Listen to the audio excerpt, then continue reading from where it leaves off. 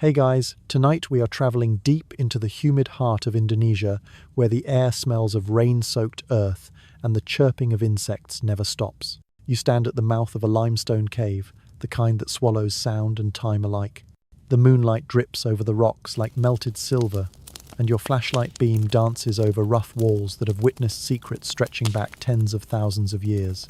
What you are about to see will shake everything you thought you knew about what it means to be human.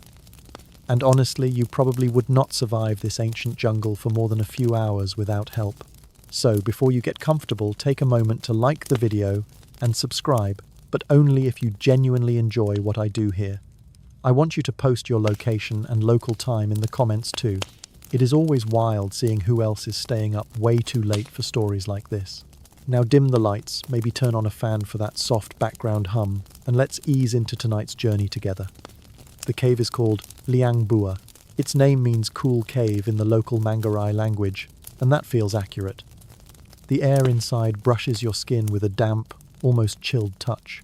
Archaeologists have been working here for years, mostly hunting for traces of early humans. They expected to find bones of Homo sapiens, or perhaps remains of the tiny pygmy elephants that once roamed this island. Instead, on a warm day in 2003, trowels struck something completely unexpected. You crouch beside them in your imagination as the soil gives way to bone. A delicate skull emerges about the size of a grapefruit. At first glance, it seems to belong to a child. The scientists carefully clean away sediment, tracing the curves of its cranium, its jaw, its tiny teeth. But the proportions are wrong for a human child. The skull has thick brows, an oddly sloping forehead, and jaws that jut slightly forward. Its features whisper of something ancient. As the light hits the hollow of the eye sockets, you feel that eerie thrill of discovery. Someone very small once lived here, someone human but not quite. The bones do not match any known species. They are about 1 meter tall, with a brain less than 1/3 the size of ours. But here is the strange part.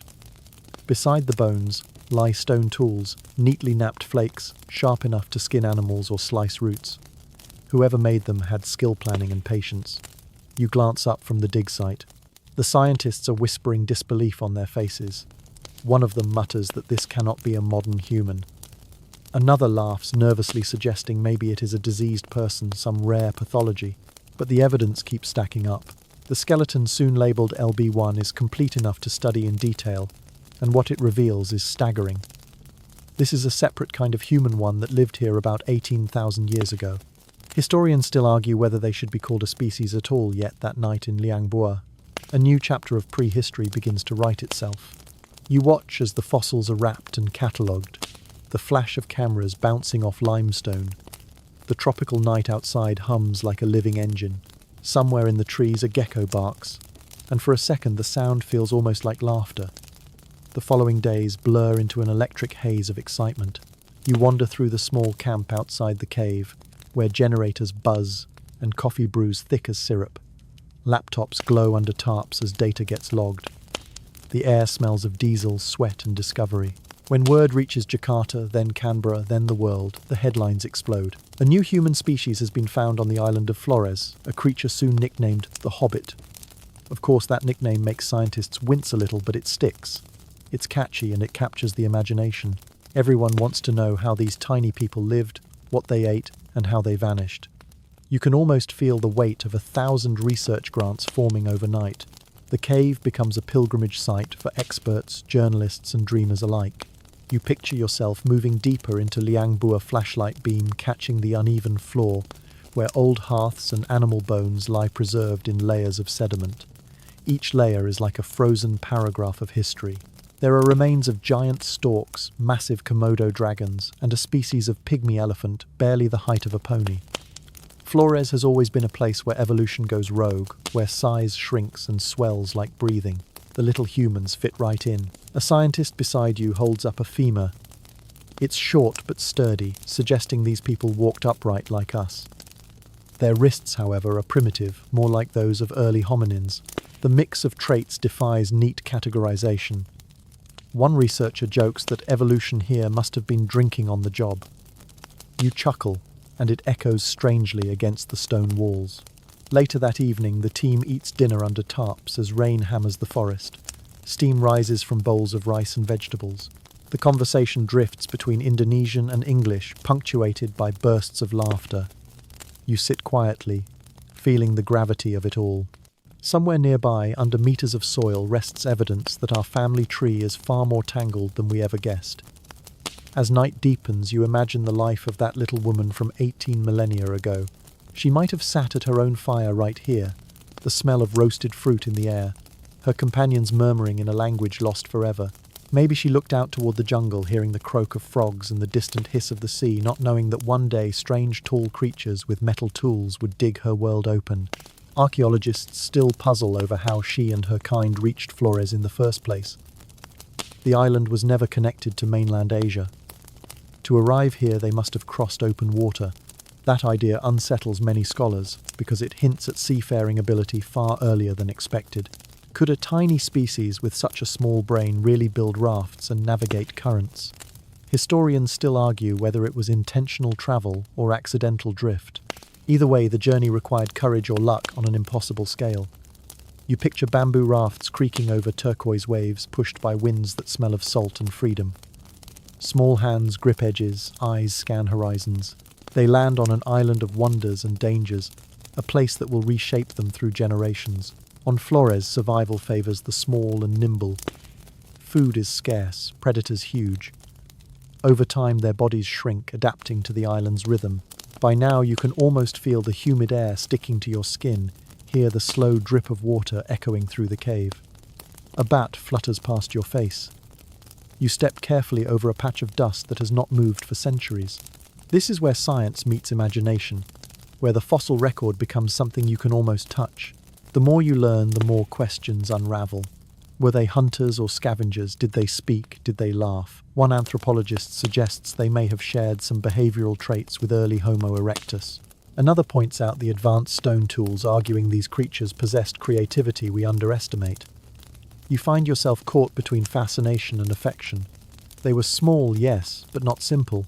Some locals from nearby villages visit the site to sell fruit and chat with the researchers. They speak of stories passed down by grandparents about little people who once lived in the hills. They call them Ibu Gogo, roughly translating to grandmother who eats everything. The tales describe them as hairy, pot-bellied beings who mimicked speech but never quite got it right. When the scientists hear this, they exchange knowing looks. Folklore and fossil dust overlap like dreams. Later you stand at the cave's mouth again. The sky is turning lavender before dawn. The jungle hums awake. You think about how fragile discovery is, how easily a shovel could have missed this skull, how one rainstorm could have washed it all away. Every bit of understanding we have rests on lucky accidents. You smile, feeling that odd mix of awe and sleepiness that comes with realizing you are just another curious animal staring at its ancestors. The team packs up for the morning. Equipment rattles, notebooks close. Someone jokes that they half expect to see one of the little people peek from behind a stalagmite. You laugh, then glance into the cave's dark corner, half hoping, half dreading. Only silence stares back. Outside, the forest breathes mist. The first birds call across the valley. You take one last look at Liang Bua, that cool cave of mysteries, and sense that tonight's story has only begun to unfold. Somewhere inside that stillness, a small skull grins quietly at the absurdity of its own discovery. You kneel beside the table, inside the makeshift field lab. A single bulb hums above, drawing a slow swirl of moths. The air smells like damp plaster and coffee gone cold. On the table, the skull from Liang Bua rests in a foam cradle. Its curve catches the light smooth and pale against the dark fabric. It looks fragile enough to crumble if you so much as breathe too hard. And yet it has survived thousands of years.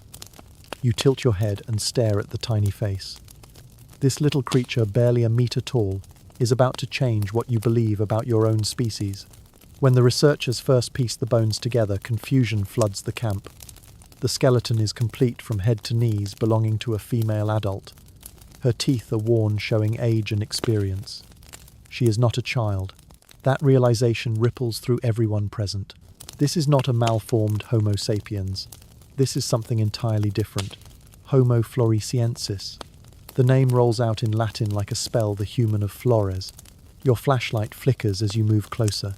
Her skull is only about 380 cubic centimeters in brain volume, roughly the size of a chimpanzee's. Yet beside her lay sophisticated tools and evidence of fire use. It is as if nature played a trick, shrinking everything except intelligence. Some scientists scratch their heads and murmur that intelligence might not depend entirely on brain size. Others disagree, whispering that something here defies logic. Historians still argue whether this small-brained human could truly plan, communicate, and hunt with precision. You lean closer to the skull. Its eye sockets are large, the brow heavy, the forehead receding steeply. The face itself is strangely endearing, almost childlike yet ancient. The jaw juts slightly forward, the teeth small and neatly shaped. You can picture her smiling, maybe teasing her companions in a flicker of firelight. You find yourself wondering what color her eyes were, what her voice sounded like when she spoke, if she spoke at all. Around the lab, plaster casts multiply like ghosts. Replicas of the bones are shipped off to museums and universities. Specialists in anatomy, archaeology, and genetics all weigh in with theories that sound more like rival fairy tales than science. One says this species descended from Homo erectus, the traveller who left Africa nearly 2 million years ago. Another proposes a stranger lineage, something even older, perhaps linked to Australopithecus, the upright apes who walked the African savannas. You sip the lukewarm coffee and listen to their debate stretching long into the night. One anthropologist compares the find to opening a hidden drawer in the human story. Another sighs that it complicates everything too much. Humans like clean timelines. This skull laughs at them. It says, sorry, evolution does not do straight lines. Outside, the rain starts again. It always rains here. The downpour beats a slow rhythm on the metal roof. You imagine the sound carrying across the island just as it did millennia ago. Back then, this cave sheltered a group of little people tending a small fire, sharpening stones, roasting fruit, and chatting in voices that might have sounded high and quick. They lived short lives, maybe 30 years at most, but they endured. A researcher nearby points at the pelvis and femur. She notes how sturdy the leg bones are built for walking long distances. Their feet were relatively long, their stride awkward compared to ours. When you picture them walking, you see a rolling, slightly waddling gait, efficient but peculiar. It reminds you of how penguins look clumsy until they dive into the sea. Maybe on land they looked odd, but in their world they were perfect. The bones tell another story too. The wrist bones resemble those of much earlier hominins, more primitive than any known Homo species alive at that time. That single detail ignites endless discussion. Did these people evolve in isolation so long that their anatomy regressed? Or did they represent a preserved relic of an ancient line that survived undetected? You lean back, rubbing your temples. Science loves answers, but this discovery is a masterclass in questions. One of the younger students starts humming quietly, trying to break the tension. Someone jokes that maybe Homo floresiensis invented music. Another adds that with brains that small, they might have only invented karaoke. You laugh softly. It is one of those tired late-night laughs that make everything sound slightly absurd. The following morning, the sun cuts through mist over the hills of Flores. You walk out to the cave entrance again. The jungle glistens, wet leaves shining like polished glass. A warm breeze carries the scent of banana flowers and soil. The valley below hums with cicadas. Somewhere out there long ago, the little people hunted tiny elephants called stegodon and avoided giant lizards that could have swallowed them whole. You picture them moving through the undergrowth, their bodies quick, their stone blades flashing in sunlight that filtered like green smoke. They were tool makers, yes, but not copycats. The flakes and blades found near their remains bear unique craftsmanship.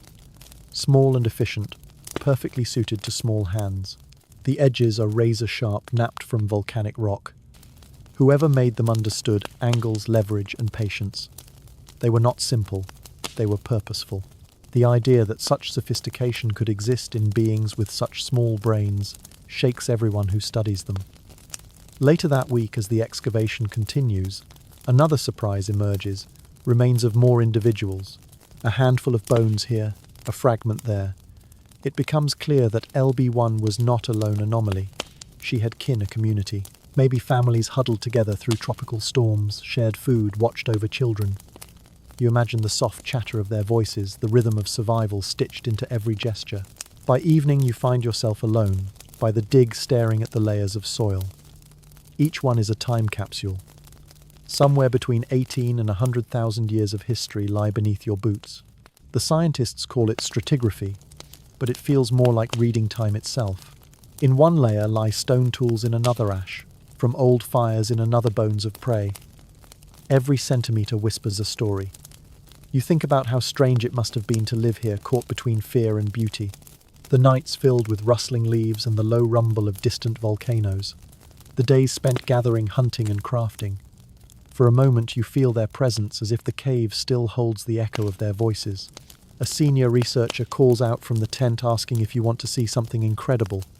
You hurry back. On his laptop screen glows a digital reconstruction of LB1's face.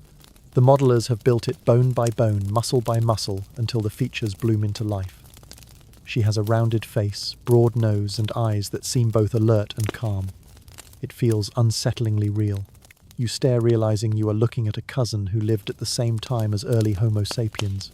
She was not from a distant era of dinosaurs and saber-toothed cats. She existed when your species was already painting caves in Europe. It changes everything. You whisper under your breath that we were never alone. Later, as darkness drapes the camp again, a gecko calls from the rafters. The air grows cooler. A candle flickers beside your notebook. You write down what you have learned, but words feel inadequate. Each sentence feels like describing thunder with a whisper. You close the notebook and sit still, listening to rain and distant frogs. There is a certain humility that settles in when you realize your ancestors shared this planet with other forms of humanity. You start to see our own species not as a pinnacle, but as a branch, one of many that happened to survive. The rest, like the people of Flores, simply vanished into dust. One quirky theory floats around camp that night. Someone suggests maybe the locals' old stories of Ebu Gogo are not pure myth. Maybe these tales began as dim memories of encounters long ago, when modern humans first reached the island and met its tiny inhabitants. It is impossible to prove, but it feels poetic. You imagine two species meeting, both recognizing something familiar in the other's eyes. By midnight, the generator sputters out, plunging the camp into silence. You sit outside under the dripping eaves. Fireflies drift like sparks over the grass. The forest smells of moss and smoke. Somewhere inside that darkness lies a truth still half buried. Homo floresiensis might be gone, but her story is not finished. You glance once more at the cave, that cool black mouth breathing mist. A chill moves down your spine. You whisper goodnight to the little lady of Flores and feel the island exhale around you. The stars above are the same ones she might have watched. You wonder if she dreamed beneath them too. You wake to the sound of cicadas, their chorus already climbing into a shrill hum that makes the morning air feel alive. The jungle of Flores never really sleeps. Mist curls through the trees and sunlight filters down like ribbons through the canopy. You stretch, sip strong coffee and wander toward the excavation site again. The air tastes faintly of limestone and damp moss, and every step squishes slightly on the muddy trail. The cave looms ahead, dark and patient, as if guarding its own memories. Today, the team plans to dig deeper into the layers beneath the first find, hoping to uncover traces of how these tiny humans lived in a world that felt both familiar and alien. Flores is no ordinary island. Even before humans arrived, it was already a biological experiment in miniature. You look around and realize that everything here seems to have its own scale of weirdness. Giant storks once stalked through the grass, taller than any human, while elephants no bigger than ponies plodded slowly through the valleys. There were rats the size of house cats and lizards that could have swallowed a goat whole. It is as if nature decided to test every rule of evolution in one place, and then lost the instruction manual halfway through. The scientists call it island dwarfism and gigantism, a pattern that appears when animals are trapped on isolated islands with limited food and few predators. Big creatures shrink over generations to conserve energy, while small ones expand to fill empty ecological niches. Flores turned into a playground for these extremes, and at some point a group of early humans arrived and joined the experiment. Trapped for thousands of years, they too adapted. Their bodies shrank, their features shifted, but their intelligence found a way to keep up. As you stand near the mouth of the cave, you imagine that transformation playing out over centuries, each generation a little smaller, a little better suited for this isolated world. You picture them walking under the massive leaves of palm trees, moving in small groups through the forest, their bare feet silent on damp soil. They might have hunted small animals, fished along rivers, and gathered fruits that dripped with sugar. Somewhere along the way, they became the island's newest species, its tiniest rulers. One of the researchers beside you jokes that Flores must have been evolution's version of a reality show where every species competes to outweird the others. You laugh because it is hard to disagree. Even now, living here feels surreal. The jungle smells of ginger and decay, and the constant hum of insects sounds like static in your ears. If you could time travel back to when Homo floresiensis thrived, you would probably feel like you had landed in a dream. As you walk along the edge of the excavation trench, you notice bones of other creatures mixed into the sediment. A tusk the length of your arm from one of those tiny elephants, a rib fragment from a massive stork, even teeth marks that might have come from an ancient Komodo dragon. The island must have been a dangerous place for anyone under a meter tall. You imagine one of the hobbits creeping carefully through tall grass, spear in hand, heart pounding as a shadow moves just beyond sight. Survival here would have required not strength but cleverness. That thought lingers as you watch the archaeologists document their finds. They carefully brush away the soil from around a tool made of volcanic glass, its edge still sharp enough to cut after tens of thousands of years. Someone holds it up to the light, and it glints like a dark diamond. The skill it took to make something so precise is undeniable. Even without modern technology, these little humans shaped their world with intelligence. Later, as the sun climbs high, you take a break under a tarp strung between bamboo poles. The humidity makes your skin feel slick and the air buzzes with mosquitoes. A few of the local workers talk quietly in Indonesian about the strange small people of legend, the Ibu Gogo again, who used to steal food from villages. They say the stories describe them as quick, hairy, and always hungry. The locals sometimes left offerings at the cave entrance long after the old ones were gone just to keep them happy. You can't help but smile at that.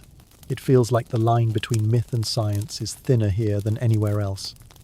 After lunch, you walk down to the nearby river. The water runs cool and clear over smooth stones. A family of modern villagers washes clothes along the bank, and the smell of wood smoke drifts through the air. You crouch to feel the current, imagining the same water running through the fingers of Homo floresiensis thousands of years ago. They would have come here too, to drink, to bathe, to cool off after hunting. You can almost see their footprints blending with your own. One of the scientists joins you, his boots muddy, his eyes bright with excitement. He tells you that what fascinates him most about Flores is how it compresses time and species together, like layers in a cake. He explains how the geological record shows waves of habitation, animals and humans coming, changing, disappearing, replaced by others. It is not a single story, but a chorus of overlapping lives. You nod, feeling that same dizzy wonder that always comes when humans realize how short their own chapter really is. Later that afternoon, as clouds roll in the jungle turns darker and cooler, the team packs equipment and thunder growls in the distance. You linger near the cave a little longer. The air inside feels different when storms approach, like the island itself holding its breath. You touch the rock wall, feeling its cold, damp surface. Somewhere in this stone are whispers of the past, etched not in language but in the weight of time. As the rain begins, you retreat under the tarp again. The sound is deafening. You close your eyes and imagine what it must have been like for the little people of Flores during storms like this. Maybe they huddled together around a small fire, the smell of smoke mixing with wet earth, their tools stacked neatly nearby. Maybe they sang to calm children or told stories about the creatures lurking outside. You can almost hear it, a low rhythm of words rising and falling with the rain. You realize then that this island, for all its strangeness, mirrors the world we live in now.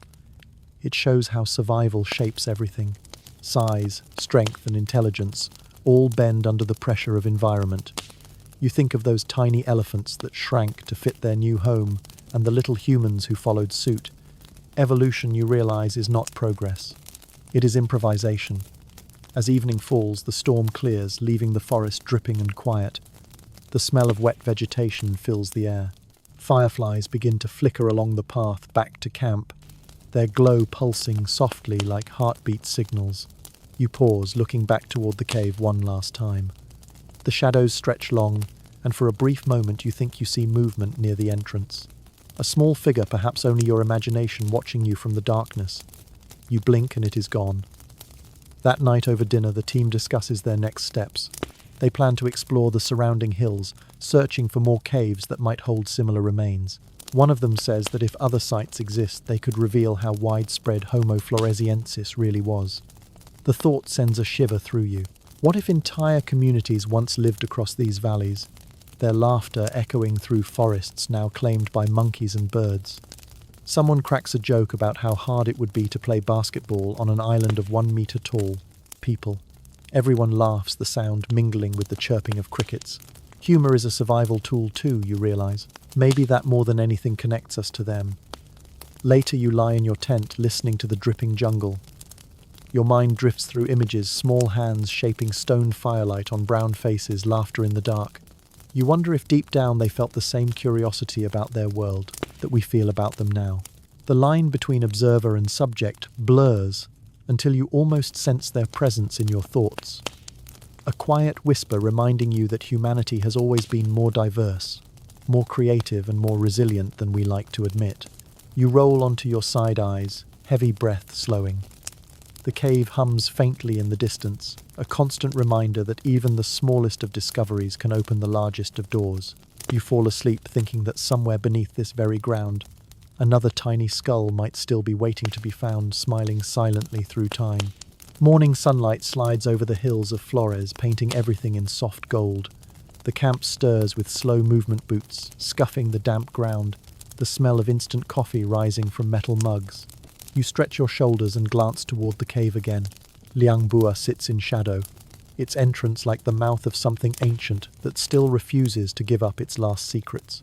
Today, the team plans to focus on the tools found near the Hobbit bones, the small flakes and blades that seem to whisper of hands that once shaped them. You follow them inside flashlight beam bouncing across the uneven stone. The work table glitters with stone artifacts, each labeled with careful numbers. At first glance, they look simple. A few rough-edged pebbles, broken bits of volcanic glass flakes barely larger than a thumb. But under the microscope, they reveal sharp symmetry, purposeful angles, and delicate craftsmanship. Whoever made these tools knew exactly what they were doing. You trace a finger along one of the edges, careful not to cut yourself. It is sharper than a razor, even after tens of thousands of years buried in soil. The lead archaeologist explains how these tools are made through a process called knapping, striking one rock against another to peel away thin flakes until a cutting edge forms. It takes patience and skill, and even now modern students struggle to replicate it without breaking the stone. The fact that the people of Flores managed this with such consistency suggests a deep understanding of materials and intent. You can imagine a group of them sitting by a fire, rhythmically tapping stone against stone, tiny sparks flying in the dark. Nearby, a researcher sorts through animal bones found with the tools. There are marks along the surfaces, grooves left by stone blades slicing through meat. These little humans were hunters, or at least scavengers, who knew how to get the most out of a carcass. The bones belong to small elephants, giant rats, and flightless birds. The cuts are clean, deliberate. It is not guesswork. They were butchers with purpose. As you lean closer, the scent of dust and old earth fills your nose. You picture the scene long ago, a group of hobbits dragging the remains of a small elephant toward the fire, working together to carve it apart. Their voices murmur softly in the cave, echoing off the walls. Smoke curls up through the air, and the smell of cooked meat mingles with the rain outside. You can almost hear the crack of bone as they split it open for marrow, a delicacy even in the ancient world. One scientist mentions that these stone tools resemble those found at older Homo erectus sites across Southeast Asia. That connection suggests a possible ancestry that Homo floresiensis might be a miniature descendant of those early travelers. If so, it would mean their technology persisted for hundreds of thousands of years, passed down like a family secret. Historians still argue whether such continuity implies language, but you can feel the idea stirring in the room. Language might have begun as gesture, as rhythm, as a shared understanding passed through generations. You sit quietly imagining that first moment when a young member of their group learned to shape stone. Perhaps an elder guided her hands, correcting each strike the way a grandparent teaches a child to write. There is tenderness in that thought, a sense that even in a world so remote and dangerous, there was patience, mentorship, and pride. A gust of wind slips through the cave entrance, scattering a few papers. Outside, clouds gather again, heavy with rain. You take a short walk along the hillside, where the ground crunches with loose pebbles, and the hum of insects vibrates through the air. The landscape stretches in shades of green dotted with banana trees and ferns that look prehistoric. Somewhere in that expanse long ago, the people of Flores shaped tools, hunted small elephants and lit fires that flickered like distant stars. As you wander, you find yourself thinking about the connection between intelligence and hands. Modern humans tend to measure intelligence by what the brain can calculate. But here on this island, you see that understanding also lives in muscle memory. The Hobbits' brains were small, yet their hands told stories of creativity and precision. They turned raw stone into extensions of their minds. You hold one of their tools, feeling its weight, and it feels strangely intimate, like shaking hands across millennia. Back inside, the researchers discuss their latest findings.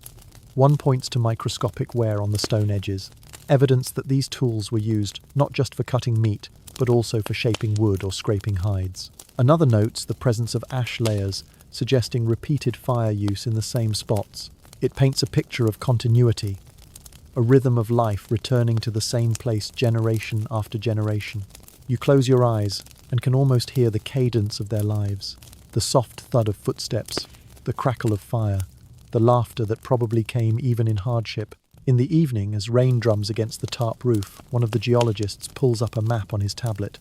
He traces the flow of volcanic activity across the island, explaining how eruptions shaped the terrain and created the resources these people relied on. Volcanic rock, he says, was not just abundant, but ideal for tool-making. The same forces that destroyed landscapes also provided the raw material for survival. The irony is not lost on you. Nature giveth and taketh often in the same breath. Later by the campfire you sit with a few of the younger team members.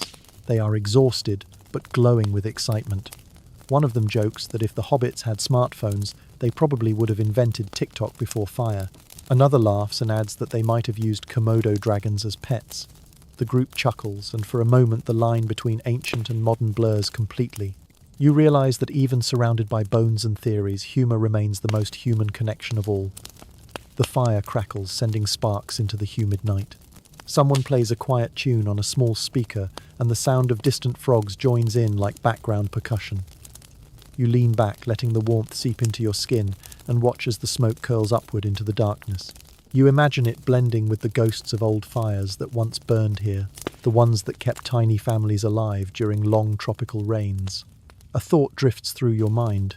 Intelligence is not a competition, but a spectrum. The hobbits might not have painted caves or built monuments, but they adapted to one of the strangest, most unpredictable environments on Earth. Their tools were as much about art as survival. Every flake, every strike carried intention. The next day, when the team measures new artifacts, they find something even more intriguing. One of the tools shows signs of having been resharpened multiple times. It means that whoever used it cared enough to preserve it, to return to it, to maintain its edge, rather than discard it. That tiny act of thrift tells you more about them than any skull could. It shows memory, foresight, and even a sense of value.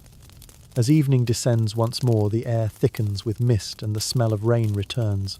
You walk out to the ridge overlooking the valley, the horizon glowing orange with the last light. The forest below looks endless layers of shadow and colour blending together. You feel small in the best way, aware of your place in a story that stretches far beyond any one species. Somewhere out there, hidden beneath centuries of soil and roots, more tools might still lie waiting. Each one is a tiny message from the past, a reminder that intelligence does not always roar. Sometimes it whispers through stone. You turn back toward camp as the first drops begin to fall. The night settles, quickly bringing the sounds of crickets and distant thunder. Inside your tent, you lie awake, listening to the rain's rhythm. It sounds almost like tapping, like someone still napping stone just outside, shaping the world one spark at a time. The morning fog drifts lazily through the forest, wrapping every tree in a gauzy shroud. The ground glistens with dew, and the path toward Liang Bua feels softer than usual under your boots. The camp is quiet except for the clatter of breakfast plates and the low hum of a generator. Today the focus is on something that still puzzles everyone who studies Homo floresiensis, the brain. You sip your coffee and follow the lead scientist inside the cave, where the air is cool and smells faintly of wet stone and clay. The skull of LB1 rests under a bright lamp, small enough to cradle in two hands, yet mysterious enough to hold the weight of countless arguments. You stand close as the anthropologist carefully traces her finger along the contours of the skull. She explains that the brain volume of this tiny human was roughly 380 cubic centimeters. To put that in perspective, the modern human brain averages about 1,350 cubic centimeters. Even a chimpanzee has a brain not much smaller. It is a mind the size of a grapefruit that once hunted crafted tools and maybe even used fire. You feel a shiver crawl up your spine as you realize how deeply that challenges every assumption about intelligence. Historians still argue whether brain size alone defines capability. For decades, the rule seemed clear. Bigger brains meant better, problem-solving and higher intelligence. Yet here in this humid cave lies proof that nature loves exceptions. The small woman of Flores and her kin managed to survive in one of the harshest, strangest environments on the planet with a brain that could fit inside your lunchbox. That paradox has kept scientists awake at night since her discovery. A paleontologist beside you scrolls through digital models on a tablet showing reconstructions of the brain case. The surface is full of ridges and folds, not the smooth simplicity expected for something so small. Certain regions, particularly those related to planning and spatial reasoning, seem proportionally developed. You squint at the glowing image and imagine the tiny brain pulsing with thought, coordinating movements, shaping tools, deciding which tree to climb and which animal to hunt. It feels almost magical. You take a seat on a nearby crate as the discussion grows animated. One researcher argues that intelligence is not purely about size, but about structure, density, and connectivity. Another suggests that isolation might have led to efficiency, forcing the Flores people to make the most of limited neurological resources. The conversation flows like a debate that has been happening since the first fossil was found. It is passionate, uncertain, and somehow comforting. It reminds you that even the smartest minds in the modern world still chase mysteries they cannot quite solve. The scientist beside you chuckles and mutters that if small brains could produce sharp tools, maybe there is still hope for those of us who forget where we left our keys. You laugh, grateful for the levity. The tension eases, and for a moment the cave feels almost alive with shared curiosity. Later you help document one of the plaster replicas of the skull. The texture is smooth, the shape oddly symmetrical. When you hold it in your hands, it feels both fragile and defiant. This skull has endured thousands of years, surviving floods, earthquakes, and the endless patience of time itself. You turn it slightly and try to picture the face that once surrounded it. The researcher's reconstructions show a flat nose, wide cheeks, and a small chin. Her expression looks calm, as if she knows something the rest of us forgot. In the afternoon, the team moves outside to take measurements in natural light. The sun presses hard against the back of your neck, and the forest buzzes with sound. One scientist brings out a replica of a modern human skull for comparison. Side by side, the difference is startling. The Homo floresiensis skull is barely 2/3 the size, its proportions more delicate. Yet both share that same unmistakable shape of humanity. You realize that even at 1 meter tall, with a head the size of a coconut, she was still one of us. Someone nearby makes a joke that if evolution ever decides to repeat itself, our smartphones will probably shrink us down next. The group laughs, though. A few look thoughtful. The irony is that this tiny ancestor might have been more adapted to her world than we are to ours. You wander away from the group for a few minutes, walking toward a patch of sunlight at the edge of the clearing. The breeze carries the scent of damp soil and leaves. You close your eyes and imagine that small brain at work. Maybe she planned hunts, remembered safe paths through the forest, or taught her children how to sharpen stone. Intelligence, you realize, does not always roar. Sometimes it hums quietly, steady and persistent. When you return to camp, you find the team gathered around a laptop watching a three-dimensional animation of LB1's endocast, a digital replica of the brain cavity. The model spins slowly on the screen, glowing like amber. It looks almost like an alien landscape, valleys and ridges, forming patterns that once pulsed with life. The neuroscientist explains that the frontal lobes appear more complex than expected. That single observation flips old assumptions upside down. The brain might have been small, but it was well organized. You sit beside him, transfixed. The conversation turns to how brain efficiency might evolve under constraints. Maybe, he says, the island forced them to focus on essential survival tasks, stripping away unnecessary complexity. He compares it to a minimalist artist removing every stroke that does not serve the painting. You nod slowly. Simplicity can be elegance. As dusk falls, the light in the cave shifts from gold to grey. Shadows pool in corners and the air cools. You linger beside the skull one last time. Its hollow eye sockets seem to watch you. You whisper a quiet question half to yourself. What did she dream about?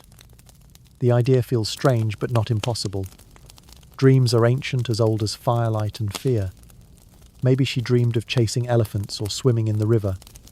Maybe she dreamed of the stars. You like to think that imagination existed in that small brain too. Dinner that night is simple rice, vegetables and stories. One of the local workers tells a tale his grandmother used to share about little people living in caves who could mimic human speech but never quite get the words right. They would steal food and disappear into the trees laughing. You exchange glances with the team. The timing, the descriptions, everything lines up almost eerily with what you know of Homo floresiensis. A folklorist among the scientists notes the coincidence, but everyone senses that the line between myth and memory might be thinner here than anywhere else. The conversation drifts to how Homo floresiensis fits into the broader human story. Were they cousins who branched off early and survived against all odds? Or were they a completely separate experiment of evolution, a kind of echo of older hominins like Homo habilis? The debates are endless, but the feeling is the same wonder, mixed with humility. We are not the only clever ones who ever walked the earth. As you head to your tent later that night, the moon hangs low over the trees, painting the landscape silver. The insects chirp in a steady rhythm, and somewhere far off a gecko barks. You lie down and stare through the mesh ceiling of your tent, thinking about that tiny brain. It might have been small, but it held worlds inside it. Danger, curiosity, affection, maybe even laughter. The forest hums softly around you. The air feels thick, almost alive. You drift towards sleep, imagining her sitting by a fire thousands of years ago, eyes half-closed, mind busy with thoughts that no one will ever know. In that moment, the difference between you and her feels small, almost invisible. The stars above her were the same ones above you now, and maybe that is enough to call her family. Night folds softly over the island again, and the forest outside the cave hums with life. The stars shimmer faintly through the mist, each one reflected in puddles left by the afternoon rain. You are sitting near the entrance of Liang Bua, watching the flicker of lanterns as the team finishes dinner. The air smells of smoke, damp soil, and instant noodles. Someone mentions the possibility that Homo floresiensis not only made tools, but also used fire deliberately. That single idea hangs in the air like a spark. Fire. It is a word that always feels too big for its age. You glance toward the interior of the cave, where shadows stretch long and quiet. It is easy to imagine a small group gathered around a weak flame, their faces glowing orange, their eyes reflecting wonder. They must have felt both fear and fascination, just as the first modern humans did. To control fire is to control the night. It means warmth, safety, cooked food and light. Yet no one knows for sure whether the hobbits mastered it themselves or inherited the habit from earlier visitors to the island. Historians still argue whether they truly knew how to spark a flame or simply kept one burning once nature gifted it through lightning or volcanic embers. One of the researchers pulls out a photograph of the charred sediment layers discovered deep in the cave. Tiny flecks of burnt bone and ash suggest repeated use of fire over long periods. The evidence is subtle but convincing. You lean closer, studying the delicate grey streaks that separate time into thin bands. Each layer might represent an evening meal, a night of storytelling, or a moment of comfort against the dark. The thought warms you. A student nearby smiles and says that fire probably changed the way they saw themselves. It must have drawn them together the same way it draws us now, uniting people in light and conversation. Someone else jokes that if Homo floresiensis had invented marshmallows, they might have evolved faster. The group laughs quietly. Humor again fills the cave with a kind of shared glow, a reminder that the simplest things bridge thousands of years. You close your eyes and picture that ancient hearth. The small figures sit close to the flame, their hair glinting in the glow. Smoke curls upward, gathering under the stone ceiling. They roast fruit, maybe bits of meat, using sticks they shape themselves. One of them leans forward to adjust the fire, careful not to let it die.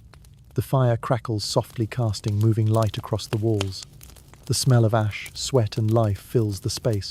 You can almost hear the rhythm of breath, the shuffle of bare feet, the soft murmur of voices. It feels intimate, like stepping into the earliest chapter of your own story. A few meters away, one of the archaeologists takes samples from the ash layers for analysis. The instruments beep quietly, measuring carbon traces to estimate how often the fires burned. You realize that these scientists are reading time the way others read poetry, line by line, ash by ash. The evidence points to a pattern. The fires were not random. They were intentional, regular part of life. That discovery deepens everything. When you step outside for air, the sky has turned velvet black, the moon half hidden behind clouds. The jungle smells of wet wood and orchids. You hold your flashlight low, watching moths dance in its beam. It strikes you that fire is what connects us across all versions of humanity. Every group that ever existed probably sat like this at night, watching flames dance while the unknown pressed close outside. Fire is both a tool and a symbol, the first sign that humans, big or small, refuse to accept darkness as it was. As you walk toward the stream, your boots sink slightly into the soft earth. Fireflies flicker around your knees, tiny green stars in motion. You crouch near the water's edge and see the reflections of their lights ripple across the surface. The scene feels timeless. If the people of Flores stood here once, they would have seen the same dance of light. You smile quietly, realizing that some beauty never changes. The next morning, sunlight breaks through thick mist, painting the valley in soft gold. The excavation resumes early, and by midday, new evidence emerges. One of the students uncovers what appears to be a cluster of stone flakes with traces of heat damage. The stones might have been exposed to repeated fire, perhaps from a hearth used to cook or harden wooden tools. The discovery adds another piece to the puzzle. At lunch, the team debates the broader implications. If Homo floresiensis truly mastered fire, that would suggest a level of planning and cooperation rarely seen outside larger-brained species. It would mean they could process food more efficiently, stay warm through cool nights, and fend off predators. It might even explain how they survived for so long on such a volatile island. Volcanoes, storms, floods, and yet somehow they endured. You chew your rice thoughtfully, watching steam rise from the bowl. You imagine a line of continuity stretching from their fire to this one, from their laughter to yours. The idea fills you with quiet awe. Intelligence might have scaled down, but adaptability never did. As the day fades, the camp gathers again near a real fire, one that spits and cracks in the damp air. The flames lick upward gold and orange, throwing light on everyone's faces. A researcher quotes an old saying that fire is humanity's oldest companion and greatest danger. Everyone nods, half listening, half hypnotized by the glow. You stare into the flames until the shapes blur, imagining that small woman from so long ago sitting across from you.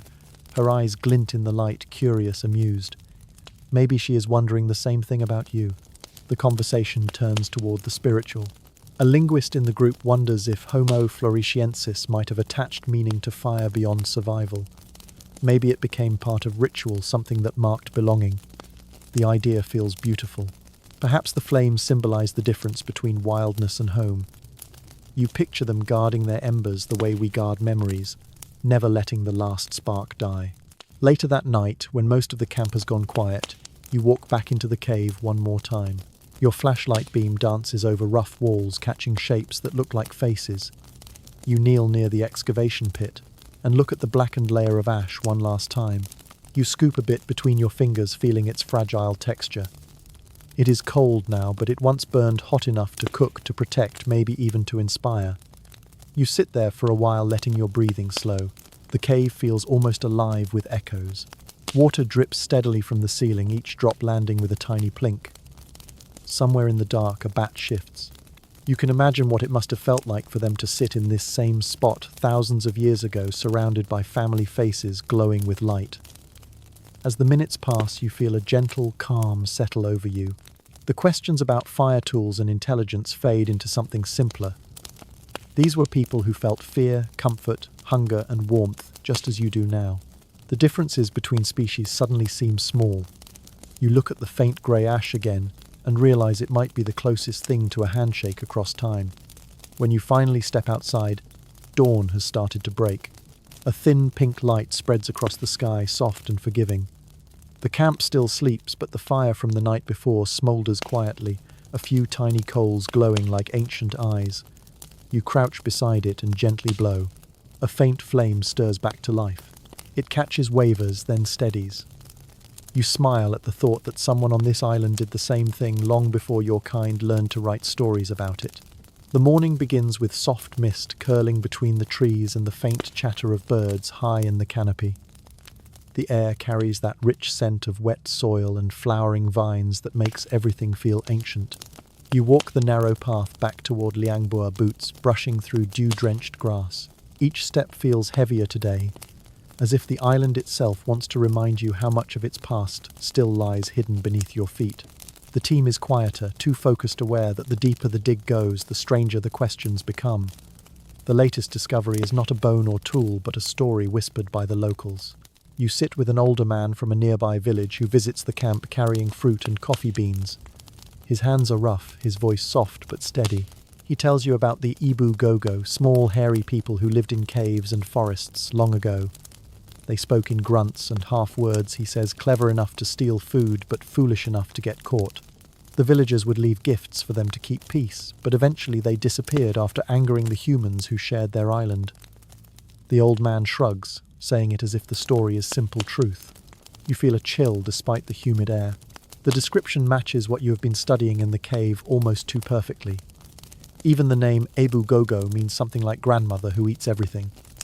It sounds playful and unsettling at the same time. When you mention this to the researchers later, they exchange looks of cautious fascination. One of them grins and says that sometimes legends remember what science forgets. At dinner, the team sits around a circle of lanterns, the air thick with smoke from a nearby fire. Someone brings up the possibility that these stories might be cultural memories of encounters between Homo floresiensis and modern humans. The idea seems wild, yet no one dismisses it completely. The timelines overlap. The Hobbits might have survived long enough to see Homo sapiens arrive in Southeast Asia. Maybe they met, traded, or fought. Maybe those meetings became myths that lingered for centuries. Historians still argue whether such encounters ever happened, but the thought alone sparks quiet awe. You stare into the fire, imagining that meeting. A modern human, tall and lean, steps through the jungle, spear in hand. He comes face to face with a creature half his size, wide-eyed and curious, holding a sharpened stone. The two stare at each other, unsure whether to run or reach out. The silence stretches until one laughs, breaking the tension. Perhaps fear turns to fascination, or perhaps it ends badly as many first contacts do. Either way, the moment leaves a mark that survives in story. The next day, you hike with a few team members to a nearby village to learn more about the legends. Children follow, laughing and whispering about the scientists who dig up bones. The village sits on a hill surrounded by banana trees, the air buzzing with insects. In the small community hall, an elder tells another version of the Ebu Gogo tale. In this one, the little people could mimic human speech perfectly, but often misunderstood words, twisting them into nonsense. They lived in caves and stole crops, sometimes even children. Eventually, the villagers drove them away by tricking them with fire. You listen carefully, trying to catch every detail. Afterward, you sit under a palm roof as rain begins to fall again. The sound on the leaves is hypnotic. You write notes in your journal, comparing the myth to what the fossils suggest. The parallels are uncanny: short stature, long arms, hairy bodies, cave dwellers, fire, and conflict with humans. Coincidence perhaps, but it feels too precise to ignore. You imagine how stories can stretch across millennia, shifting shape but never dying. On the walk back to camp, the forest feels different. The vines seem to whisper, and the shadows stretch in ways that play tricks on your eyes. Every rustle sounds like a footstep. You laugh softly to yourself, shaking off the thought. Still, when you reach the cave, you hesitate before stepping inside. The air feels cooler than usual, thick with silence. You switch on your flashlight and the beam catches dust swirling like faint ghosts. Inside, the archaeologists are documenting new fragments of jawbones and ribs. The pieces fit perfectly with the known skeletons, confirming that multiple individuals once lived here. You watch as they arrange the bones with care, each labeled and photographed. The thought hits you: this was not just one woman, not an isolated figure. This was a community, a people with homes, habits, and maybe even beliefs. Later that evening, while others eat dinner, you remain by the entrance of the cave. The forest hums outside, a deep, steady drone that sounds almost alive. You sit quietly trying to picture what it would feel like to share this island with another kind of human. Maybe those early modern explorers who came to Flores tens of thousands of years ago saw the hobbits and recognized themselves in miniature form. Maybe they wondered which one of them was the real human. As night deepens, the fire crackles low. Someone starts playing soft music from a small speaker, and the rhythm blends with the sounds of frogs and cicadas. One of the younger researchers jokes that maybe the Ibu Gogo are still watching from the hills, waiting for everyone to leave so they can reclaim their cave. You grin but find yourself glancing into the shadows anyway. There is a strange comfort in imagining that they might still be out there, small guardians of a forgotten world. The next morning, mist hangs heavy over the camp. The archaeologists begin carefully mapping the surrounding area using drones and scanners, hoping to locate other caves. The drone buzzes overhead, tracing the contours of the land. From above, the island looks endless, its surface rippled like green velvet. You realize that even after decades of exploration, most of Flores remains unexplored. Who knows what secrets still sleep under its soil? By midday, the team uncovers a curious artifact, a shaped stone unlike the others, smoother and more symmetrical, almost ornamental. Some speculate it might have been part of a ritual or a simple toy. Either way, it hints at creativity beyond survival. The discovery sparks another debate about how advanced these people truly were. Did they have symbolic thought, imagination, or even art? The question lingers unresolved, but it stirs a kind of affection among everyone. The more you learn, the more human they seem. In the late afternoon, the rain returns, soaking the tents and turning the ground to mud. You retreat under the tarp with a cup of tea and your notebook. The jungle hums around you like a living heartbeat. You flip through your sketches, the skull, the tools, the ash layers, and now a rough drawing of a small figure by a fire, eyes bright with thought. You label it simply Flores Woman Dreamer. It feels right.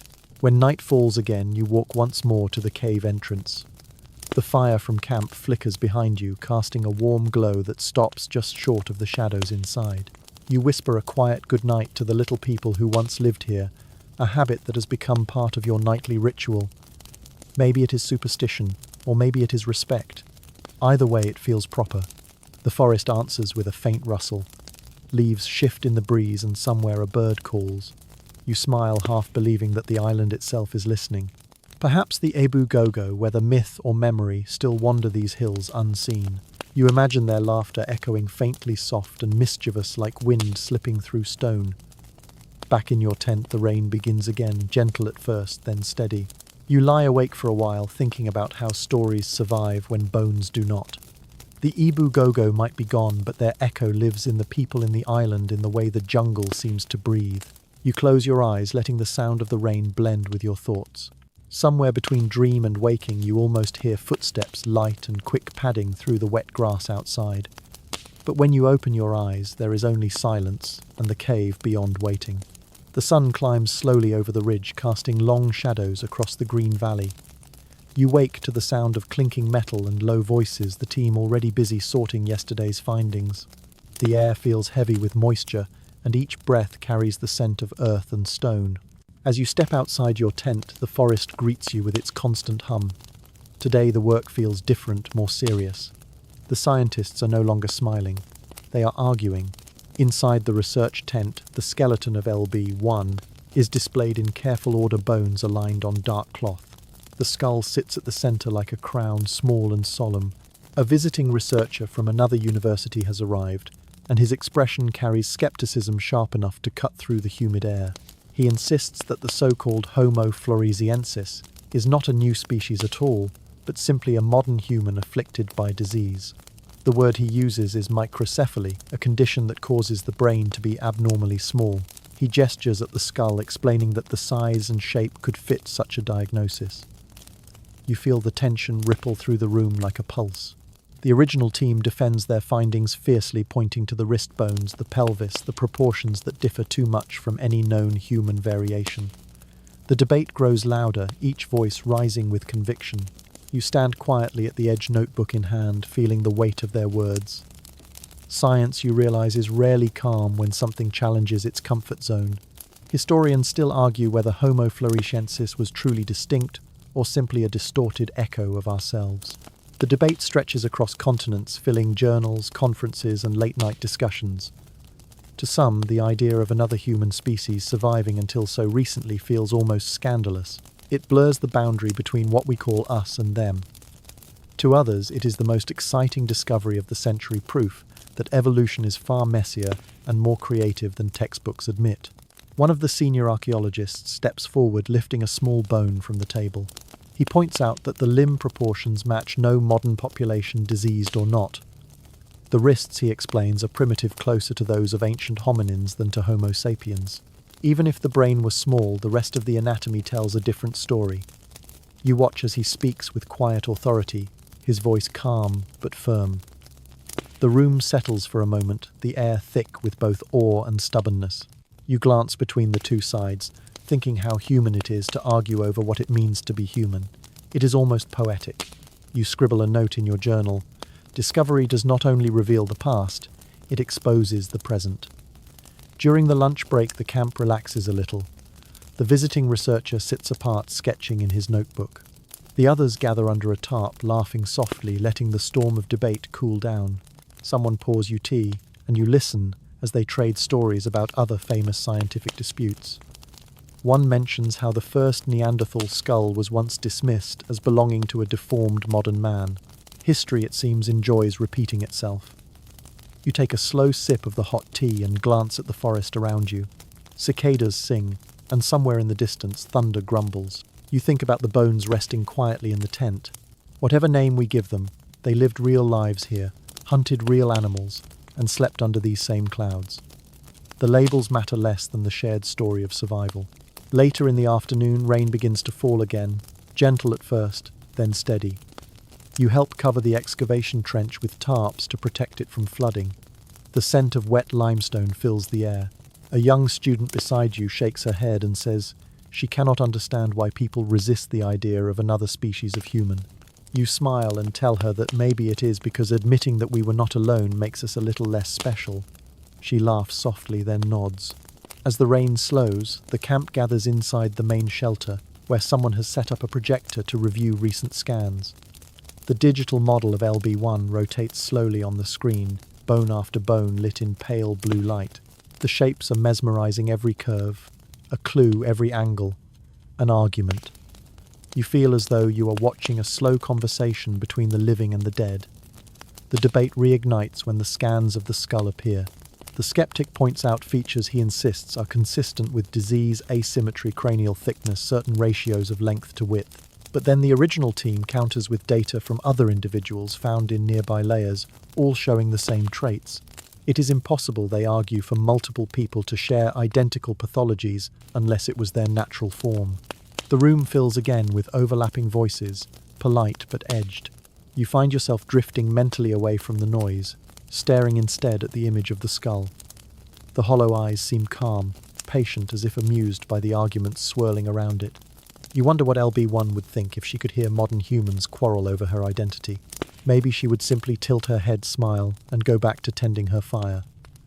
After hours of discussion, the meeting breaks. The visiting researcher concedes little but agrees to collaborate on further analysis. Progress, you suppose, is made not in victory but in persistence. You step outside into the night air, which feels cool and thick after the heat of the day. The sky glows faintly with lightning behind distant clouds. You walk to the edge of the valley and look down at the lights of nearby villages. Somewhere down there, people are telling stories about little beings in the hills, unaware that their legends have sparked an academic storm. You smile to yourself. The universe, it seems, enjoys irony. Back at camp, the mood lightens. Someone plays soft guitar and laughter returns. The argument already feels like part of the process, a necessary ritual. You sit near the fire, the glow warming your hands, and listen to the rhythm of conversation. The team may disagree on details, but everyone shares the same quiet awe for the small people who once lived here. It is impossible not to feel connected to them. One quirky theory arises between bites of dinner. What if Homo floresiensis was not a separate species but a hybrid, a mix of ancient Homo erectus and an unknown lineage? The suggestion sparks fresh laughter and curiosity. Someone jokes that if that were true, then the family tree of humanity would look less like a tree and more like tangled earphones. You laugh, the sound blending with the hiss of the fire. Later that night, when most of the camp has gone to sleep, you wander toward the cave entrance again. The air is thick and still. You kneel near the excavation trench and look at the exposed layers of soil, each one a line in time. You think about how fragile knowledge is, how one interpretation can shift an entire story. Science, like history, is written in pencil. A faint rustle makes you turn. Something small scurries between the rocks, probably a gecko or mouse. Still, your heart quickens for a moment. You imagine the Ibu Gogo again, peering from the shadows, curious about the humans who have returned to their home. You smile, half believing it. You stay there until the first hint of dawn lightens the sky. The debate, you realize, will continue for years, maybe decades. But no matter which side wins, the story remains the same. Somewhere on this island lived a people both like and unlike us. They laughed, hunted, built fires and vanished, leaving only bones and questions behind. When the others wake, you jot one last note in your journal before breakfast. Science argues because mystery refuses to sit still. You close the notebook and feel a quiet satisfaction. The truth, whatever it turns out to be, is already beautiful. The morning light slants through the mist, painting the forest in soft silver. The air feels heavy, as if the island itself is holding its breath. You wake earlier than usual, restless with curiosity. The debates of the previous days have left the team divided but energized. Today they will focus on one of the hardest questions of all. How old are the bones, and how long did these little humans actually live here? You tie your boots, grab your notebook, and follow the narrow trail back toward the cave where another day of digging begins. Inside Liang Bua, the air smells of damp limestone and something faintly metallic. The archaeologists move carefully, brushing away layers of sediment so thin they seem made of time itself. Every inch of soil holds a clue, every color shift a new era. You crouch beside one of the stratigraphers, who points to a distinct layer of pale ash about 2 meters below the surface. This, she explains, is volcanic debris, a natural bookmark marking one of the island's many eruptions. Beneath it lie the bones of Homo floresiensis. Above it lie traces of modern humans. That separation is everything.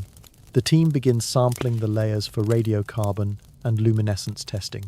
You watch as they seal small vials of soil, labeling each with delicate precision. These samples will travel to labs thousands of miles away, where machines will read the light trapped in the minerals, whispering the age of each grain. It feels almost magical that time itself can be measured by the glow of sand. Later that morning, a senior geochronologist explains that early estimates suggested the little people lived until about 12,000 years ago. That date alone shocked the world when it was first announced. It meant they survived long after Neanderthals had vanished, and nearly into the age of recorded history. Some scientists even joked that our grandparents' grandparents might have met them. But recent testing hints that the story may be slightly older, perhaps closer to 60,000 years. Still, in geological terms, that is barely yesterday. You write the number down, underlining it twice. Historians still argue whether the later date lessens the wonder. To you, it does not. Whether they disappeared 12 or 60 millennia ago, they lived long enough to share the planet with modern humans. That simple overlap changes everything. It turns textbooks into living maps of connection and coincidence. By midday, the cave grows hot and humid. You step outside for air and look over the landscape. The valley stretches before you, green and alive, carved by rivers that shimmer like veins under the sunday. Somewhere out there, volcanoes once erupted with enough force to reshape everything. You can still see their cones rising in the distance, quiet now but not forgotten. The island of Flores is born of fire, and perhaps it was fire that finally erased the hobbits from history. After lunch, the team gathers in the shade to discuss the timeline again. One researcher suggests that an eruption about 50,000 years ago might have devastated the population. Volcanic ash would have smothered plants, poisoned water, and driven animals away. Another counters that the evidence for such a catastrophe is thin, pointing instead to gradual change, climate shifts, dwindling prey, maybe even competition from incoming humans. The conversation moves like the river nearby, winding and uncertain. You find yourself thinking about the fragile nature of survival. On an island as isolated as Flores, one bad generation could end a species. Too much rain, too little food, a sickness, a predator that learned new tricks. Life here must have balanced on a knife's edge. And yet they lasted for hundreds of thousands of years. That endurance feels like the real miracle. As the afternoon wears on, one of the students brings news from the lab tent. The preliminary results from new sediment analysis suggest that the bones might be younger than expected after all, perhaps as recent as 100,000 years at the oldest, and as young as 50. The announcement stirs excitement. It means the hobbits may have seen the same stars your ancestors once saw. You help carry equipment back into the cave as thunder rumbles faintly in the distance. The air cools again, and raindrops begin to fall in steady rhythm. You find yourself staring at the layers of ash and clay in the excavation wall. Each one is a silent witness, a diary written in minerals. You imagine the passage of time stacked here like pages, every era pressing gently down on the next, until it becomes almost too heavy to remember. That night after dinner, the team gathers around a map spread across the table. Tiny coloured pins mark the various excavation sites and lines trace the island's volcanic ridges. The geologist traces one finger along a valley and says softly that the eruption of Mount Inieri might have been powerful enough to coat the entire region in ash. You picture it in your mind, a roar, a wave of smoke, the sky turning red as the sun disappears. You feel a chill, even in the warm night. Maybe the hobbits watched it too, eyes wide with confusion, as their world vanished in dust. Someone else mentions another mystery. The tools found in the cave do not all match the same period. Some seem older, others younger. It could mean that modern humans later reused the same site. The layers intertwine, blurring timelines like overlapping songs. You wonder if the two species ever met here, sharing this cave separated by only a few generations. A moment of silence follows before one of the younger researchers breaks it with a joke about how frustrating time can be. "We dig to uncover the past," she says, "but the past always hides behind more dirt." Everyone laughs, the sound rolling through the camp like a release. You realize that laughter might be the only constant in human history. As the night deepens, you walk alone to the edge of the clearing. The rain has stopped and mist clings low to the trees. The moon peers through clouds, lighting the valley in ghostly silver. You can almost imagine the little people moving through the forest carrying torches, their voices echoing softly. Maybe they watched the same moon and wondered what it meant. You think about how easily history can vanish. A few floods, a volcanic eruption, a small shift in temperature, and entire worlds disappear. Yet somehow bones survive fragile and silent, waiting for strangers to uncover them thousands of years later. It feels almost like forgiveness. Back in the tent, you open your notebook and write, "Time is a river that never flows straight." You underline it, close the book, and listen to the quiet. The jungle hums softly outside, alive but indifferent to your thoughts. You lie down, staring at the ceiling of your tent, thinking about all the mysteries buried just meters away. Before sleep takes you, you imagine being there on that last day of their world. The ground trembles, smoke fills the air, animals flee, and the sky turns black. The little people huddle together in the cave, clutching one another as ash begins to fall. They do not know they are witnessing their own ending. And then slowly the island grows quiet again, waiting. Centuries later, their bones rest under layers of dust, patient as stone. You exhale, feeling a strange mix of sadness and awe. The island outside your tent is silent now, but somewhere deep beneath the soil, the story still glows faintly like embers refusing to die. The morning air feels different, thicker, as though the island has been holding back a secret and is finally ready to speak. The sky is grey, streaked with clouds that hang low over the jungle canopy. You step outside your tent and see the team gathered around the campfire, their faces lit by the flicker of flames. The conversation is hushed, but intense. Overnight, a new hypothesis has started to take shape, one that touches on extinction, destruction, and maybe even guilt. The archaeologists have been studying sediment layers from across the valley, trying to trace what could have ended the age of the hobbits. There are too many possibilities, and not enough evidence. Some believe a massive volcanic eruption sealed their fate. Others think environmental collapse followed by starvation or disease. Then there are those who quietly suggest a darker possibility that the arrival of modern humans brought the end of the little ones. As you sit down beside the fire, the heat feels almost symbolic. The flames hiss softly, echoing the imagined fires that might have once burned in Homo floresiensis camps. The lead scientist clears his throat and begins to explain his theory. He believes the last eruption of Mount Inieri thousands of years ago coated much of the island in thick ash, choking the rivers and destroying vegetation. The small creatures of Flores, already surviving on the edge, would have struggled to adapt. Without enough food, the population could have dwindled quickly. He pauses, sipping his coffee, his eyes lost in the firelight. Another researcher disagrees. She believes the little humans might have survived the eruption but could not withstand the slow creep of climate change that followed. As sea levels rose and temperatures shifted, their fragile ecosystem changed too. The plants they relied on disappeared, and the prey animals they hunted either migrated or went extinct. Isolation once their strength became their prison. You listen quietly, trying to imagine what that slow decline might have looked like. Perhaps one generation noticed the forest thinning. Another realized the rivers were drying. By the time they understood, it was too late. Historians still argue whether natural disaster or human arrival sealed their fate, but the truth may be both. Later in the morning, one of the younger archaeologists shows you a handful of small obsidian tools recovered from higher layers in the cave, dating to about 50,000 years ago. The craftsmanship looks different from the Hobbit's simpler designs. These were made by modern humans. The evidence is delicate but haunting. It suggests that after the eruption, newcomers might have arrived on Flores, bringing with them fire-hunting skill and competition.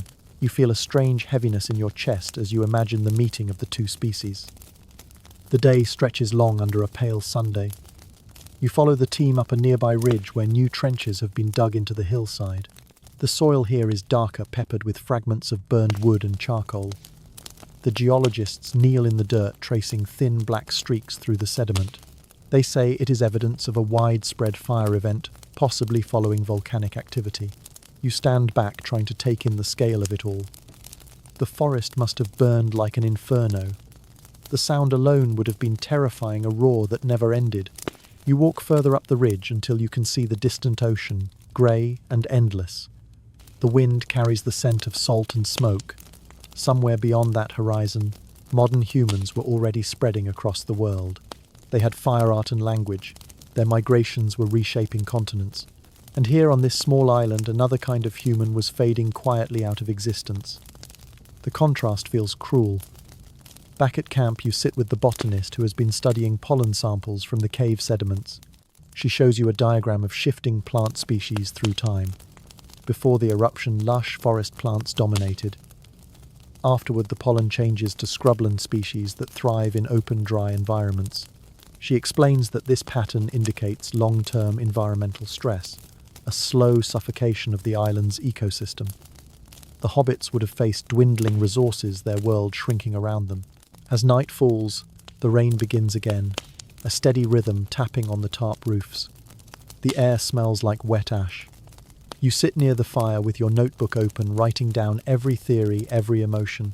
You think about how fragile survival really is. A single eruption, a shift in climate, a new predator, or a neighbouring species arriving with sharper tools can erase an entire people. You wonder whether the hobbits noticed the changes, or if they simply lived as always, unaware that their end was already written in the sky. Later that night, the conversation turns philosophical.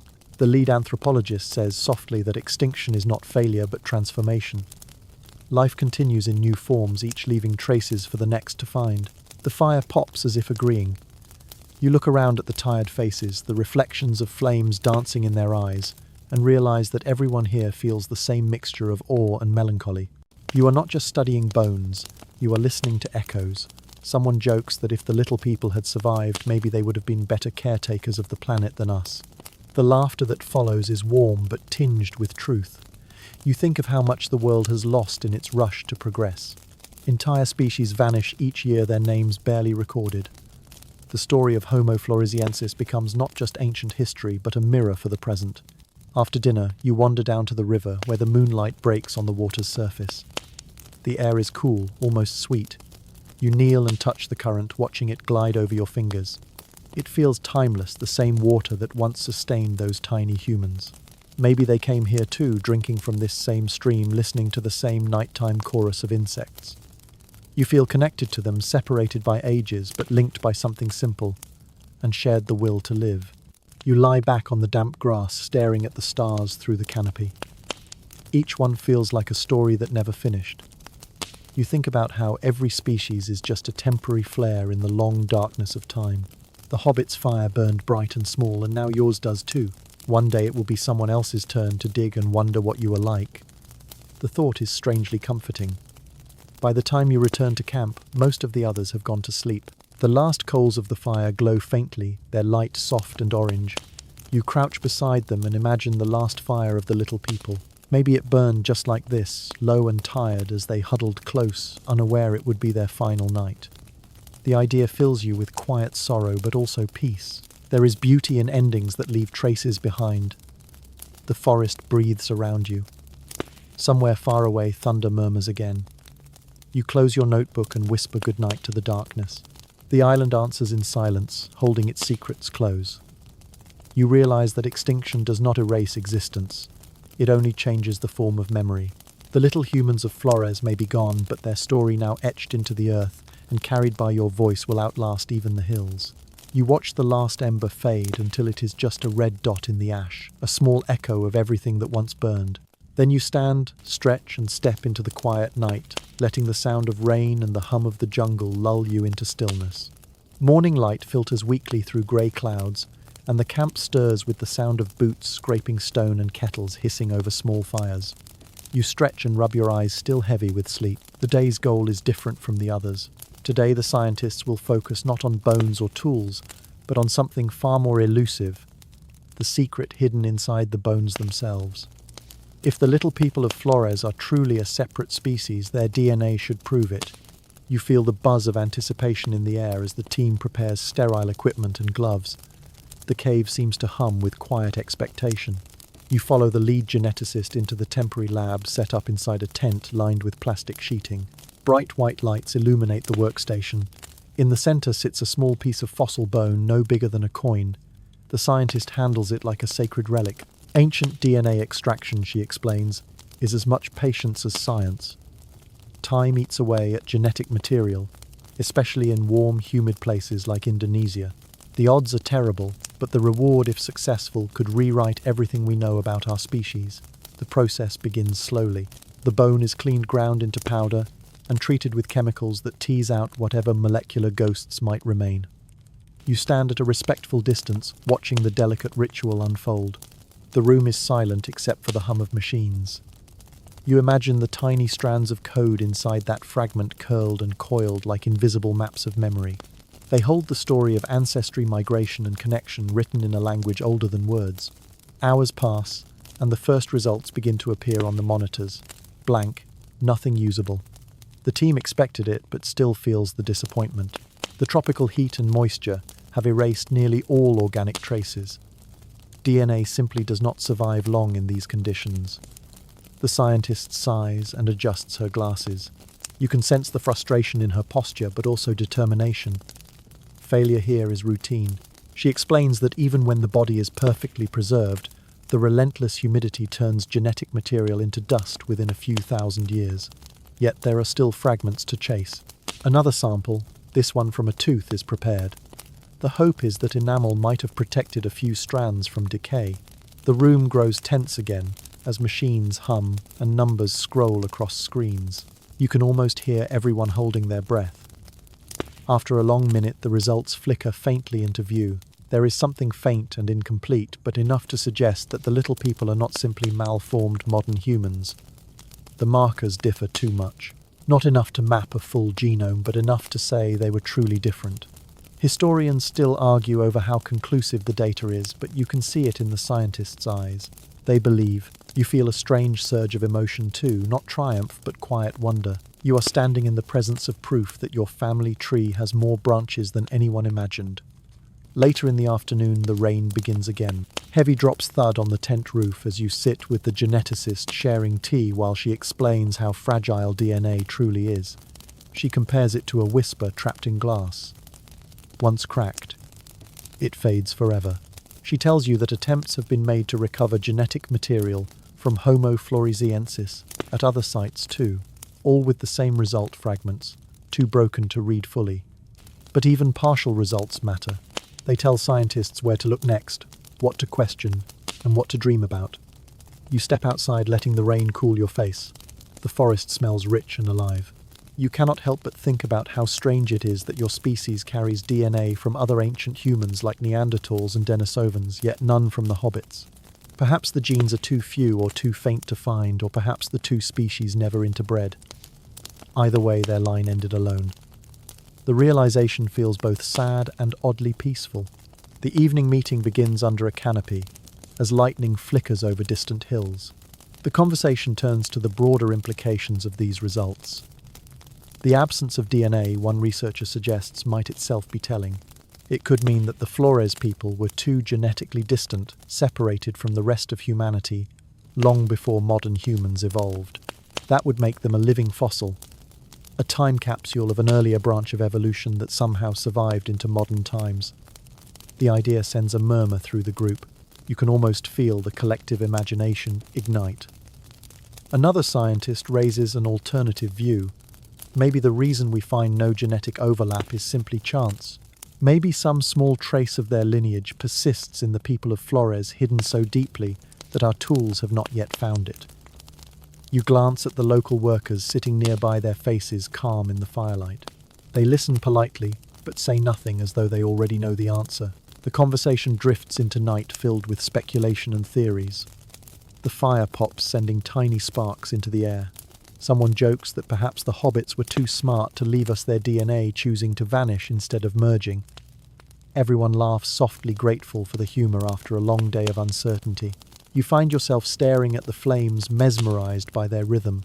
Fire again, the great storyteller that connects every species of human through time. As the rain eases, the sky clears enough to reveal stars above. You walk a short distance from the camp, where the sounds of conversation fade into the background. The night is quiet except for frogs and the gentle rush of a stream nearby. You tilt your head back and look up. The stars glimmer like sequins scattered across velvet. Somewhere out there are galaxies older than this island, older even than life itself. Yet here you are, a creature of blood and bone, staring at them and wondering about your tiny relatives who once did the same. You imagine a night tens of thousands of years ago. A group of little people sits near a dying fire, watching the same stars. Their faces are round and thoughtful. Maybe one of them points to a bright light in the sky, grunts softly, and wonders too. You feel the hairs on your arms rise as the image lingers. Curiosity, it seems, is the one inheritance that transcends every branch of humanity. When you return to camp, most of the others are asleep. The equipment hums softly inside the tent, still running its silent analysis. You peek at the monitors and see faint lines of data scrolling by the ghostly record of an ancient genome refusing to fade completely. You think about how science is, in a way, an act of resurrection, not of bodies, but of stories. Before heading to bed, you write a few notes by flashlight. You jot down thoughts about DNA as memory about how much of ourselves we carry unknowingly from others long gone. Maybe one day, when technology catches up, someone will recover the full genome of Homo floresiensis and finally hear their biological voice again. Until then, the mystery remains like an unfinished song. You close your notebook and lie back, the hum of machines fading into the background of the jungle. Sleep comes slowly, filled with drifting thoughts of double helixes swirling like galaxies. Somewhere between waking and dreaming, you imagine the little woman of Flores reaching out, handing you a torch of knowledge to carry forward. Her eyes are calm, her voice silent but certain. You feel the warmth of that connection, even as the world slips into darkness. The day starts with the buzz of generators and the chatter of journalists. A group of visitors has arrived from the mainland, their cameras gleaming, their voices excited and loud. You stand at the edge of the camp, watching them unpack equipment and microphones. The little people of Flores, once buried in silence for thousands of years, are now headline news. The discovery has escaped the quiet world of archaeology and burst into the noise of modern life. Someone jokes that Liang Bua has officially gone viral. You can't help but smile at how surreal it all feels. A few months ago, this cave was just another quiet site in the tropics. Now reporters from around the world are fighting for interviews. Scientists who once argued in dusty journals are suddenly giving quotes to magazines. Every camera lens points toward the skull of LB1, as if it were a celebrity. It sits inside a glass case under bright lights, delicate and pale, surrounded by protective gloves and watchful eyes. One of the team members sighs that the little woman would have hated all the attention. Another replies that she deserves it. You follow the reporters inside the cave as they film the scene. Their flashlights sweep over the walls, their questions filling the space like echoes. What did she look like? How did she live? Were they peaceful? Did they fear modern humans? The scientists answer, patiently repeating facts they have said 100 times before. The journalists nod, already imagining the headlines that will appear across the world tomorrow. You picture them, the Hobbit of Flores, a new kind of human scientists rewrite evolution. It all sounds dramatic, but for once the excitement feels justified. As the day wears on, the camp becomes a blur of interviews, photos, and laughter. The rain holds off for once, as if the island itself is listening. You help one of the translators guide a journalist through the excavation area, careful to explain where they can step. The floor of the cave glows faintly under the floodlights, each layer of sediment telling its silent story. You find yourself growing protective of the site, worried that all the noise might somehow disturb the peace that has held here for ages.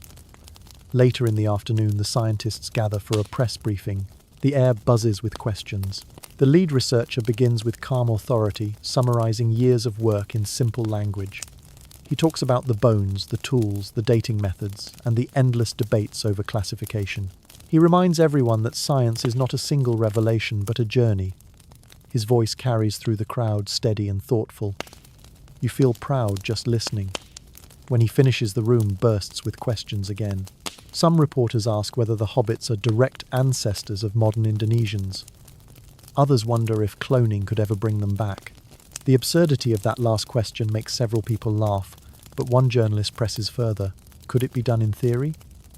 The geneticist answers, carefully explaining that without viable DNA, cloning is impossible. Still, the idea lingers bright and strange, like something out of a movie. By evening, the crowd disperses, leaving the camp strangely quiet again. The scientists look exhausted, but exhilarated. You walk with them to the edge of the clearing where the sunset paints the sky orange and purple. One of the younger team members grins and says it feels like being part of history. You nod, though part of you wonders what history really means when it unfolds in real time. The media frenzy continues for weeks. News spreads to every corner of the world. You start seeing the little woman's face on magazine covers and television specials. The nickname Hobbit sticks, half joke, half endearment. People who have never heard of Flores now talk about it as if it were a mythical land.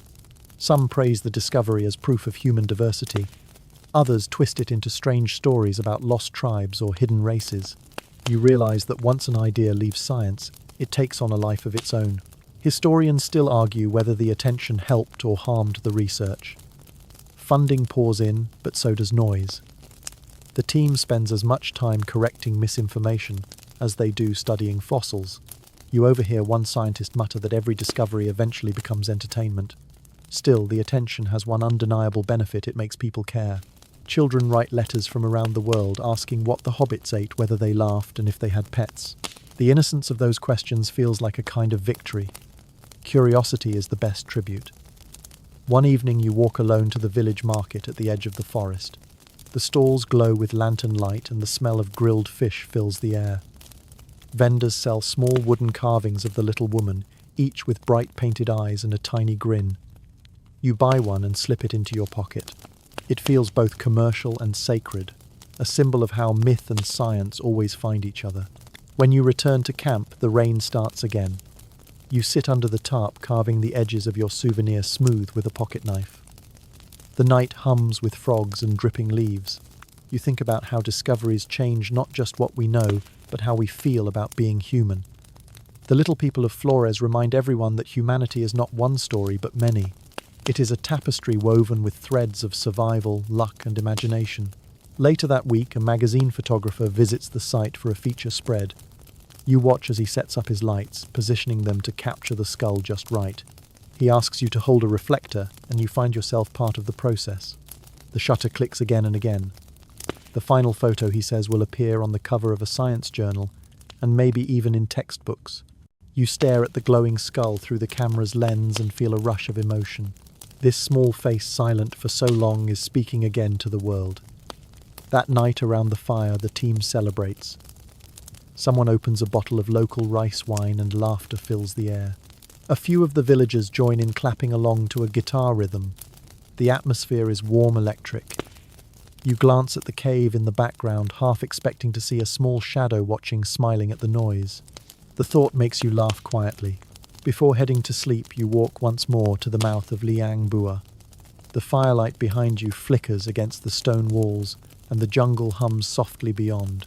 You take out the little wooden carving from your pocket and place it gently on a rock inside the cave.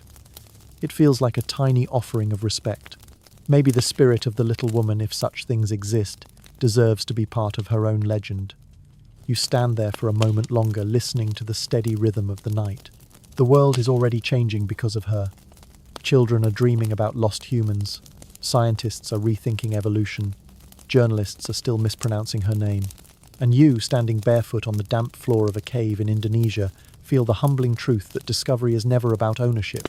It is about listening to what the earth still wants to tell us. The rain eases as you turn back toward camp. The sky above glows faintly with moonlight, and you whisper a quiet thank you to the island, to the bones, to the story. Somewhere in the dark, an owl calls long and soft, as if echoing your gratitude. The little humans of Flores may have vanished, but tonight, under these stars, their voices rise again, in the questions and dreams of everyone who hears their name. The jungle breathes softly as morning unfolds, its mist curling like smoke between the trees. You sip your coffee while the camp stirs to life, the rhythm of shovels and voices returning like a heartbeat. Years have passed since that first skull was found, but the mystery of the little people refuses to fade. Science, like the island itself, does not give up its secrets easily. The team has returned once again to Liang Bua to dig deeper, not just into the earth, but into the timeline of everything discovered here. You pull on your gloves, tighten your headlamp, and step into the cool mouth of the cave. Inside, the excavation looks both familiar and changed. The old trenches have been expanded, their edges braced with wooden planks and steel mesh. You can smell the damp clay, sharp and mineral, mixed with the faint tang of dust disturbed after thousands of years. The archaeologists work carefully, brushing away layers of soil with fine instruments, measuring and recording every centimetre. Each grain matters. Each flake might shift the narrative again. One of the lead researchers kneels beside a newly exposed patch of sediment, pointing out tiny flecks of charcoal. He explains that the team now believes the original dating might have been off. Advances in technology have allowed more precise measurements, and the results are surprising. The new evidence suggests that Homo floresiensis may have vanished earlier than previously thought, perhaps around 50,000 years ago instead of 12,000. The correction shakes old assumptions but also opens new questions. If the hobbits disappeared earlier, what caused their extinction? And did modern humans ever truly meet them at all? You take notes while listening to the discussion echoing through the cave. The light from your headlamp glints on the walls, revealing faint mineral streaks that look like frozen waterfalls. The voices rise and fall like a strange symphony of curiosity and doubt. Historians still argue whether the two species ever shared this cave, and no one can quite agree on the details. Some believe that Homo sapiens arrived soon after the little ones vanished, settling in the same space as if inheriting a home without knowing its previous owners. Others wonder if both groups briefly coexisted, their paths crossing for a few generations before one vanished forever. Outside, the air is thick with heat, and the scent of flowers beginning to bloom. You step out for a break, stretching your legs while cicadas sing so loudly it feels like the island is vibrating. Across the valley, the jungle canopy glows bright green under the sunday. You think about how much has changed since the discovery went public. The world moved on as it always does, but the scientists returned year after year, drawn back by the same questions. Each time they dig, they find new fragments, new layers of sediment, small but meaningful additions to the puzzle. Later in the day, one of the graduate students approaches, holding a small piece of stone wrapped in tissue. It is another tool smaller than a thumb, its edge finely flaked. She beams as she explains that the tool was found deeper than the main skeleton, perhaps belonging to an even earlier population. You hold it carefully, its weight surprisingly light. This little piece of volcanic rock, carved by hands that have turned to dust, connects you to a world unimaginably distant. You wonder if the person who made it hummed a tune if they paused to watch sunlight filtering through trees just as you do now. By afternoon, the temperature inside the cave grows, stifling the air, heavy with humidity. The team switches to documentation, taking hundreds of photographs and laser scans. Every surface is mapped, every artifact measured. You help set up the camera tripod, adjusting angles until the light falls perfectly across the sediment. The soft whir of the device sounds almost like breathing. The technology feels advanced, yet the goal remains ancient: to listen to the earth tell its story. As evening approaches, clouds gather over the mountains and thunder rolls faintly across the valley. The light dims, turning gold to grey. The team gathers outside for a quick meal before the rain begins. Steam rises from plates of rice and vegetables. You sit on a fallen log watching the mist descend again. Someone jokes that the hobbits probably had better weather luck than you. Laughter ripples through the group, the kind of easy humour that comes from shared exhaustion. When the rain arrives, it does so with force sheets of water slamming against the tents. You retreat under the main canopy, clutching your notebook. The sound is deafening, like 1,000 drums. The excavation fills with puddles, water running in rivulets down the cave floor. Yet even as the storm rages, work continues. Some of the team members are reviewing old data, recalibrating measurements, comparing notes from past seasons. Science, like the rain, never really stops. Later that night, when the storm finally fades, the air feels cleaner, cooler. The cave glistens in the faint glow of lanterns. You walk inside once more, careful not to disturb the sight. The silence is profound. You kneel beside the trench where LB1 was found years ago. The space is empty now, just earth and shadows, but it carries the weight of presence. You whisper a quiet greeting, unsure to whom it is meant. Maybe to her, maybe to time itself. You pull out the small tool discovered earlier and turn it over in your palm. It feels both old and intimate, like something borrowed from a dream. You think about how each generation of scientists uncovers a little more, then hands the torch to the next. Maybe that is what keeps humanity alive, the endless reaching backward and forward at once. The hobbits might be gone, but their story continues to evolve, reshaped by every pair of curious hands that touches it. As the team begins to pack up equipment for the night, someone brings up how the media no longer visits much anymore. The world's attention has shifted to other discoveries, newer wonders. Yet here on this quiet island, the work goes on. You find that comforting. Not every mystery needs an audience. Some deserve to remain personal, almost sacred. When the lights are turned off, and only the faint glow of the generator remains, you sit outside on the damp grass. The stars have returned, scattered across the black sky like grains of salt. You can hear frogs singing and the slow dripping of water from the cave roof. You close your eyes and imagine what the island might have sounded like 50,000 years ago. No engines, no chatter, just wind, rain, and the steady heartbeat of living things. You picture the little woman again, her feet pressed into the same soil, her face illuminated by firelight. Maybe she sits surrounded by her companions, speaking softly in a language no one will ever know. Maybe she laughs. You can almost hear it in the breeze. For a moment, the distance between your world and hers feels paper thin. Before heading to bed, you jot one last line in your notebook. The past never ends. It just changes shape. You smile as you close it, feeling the dampness cling to your fingers. The camp grows quiet.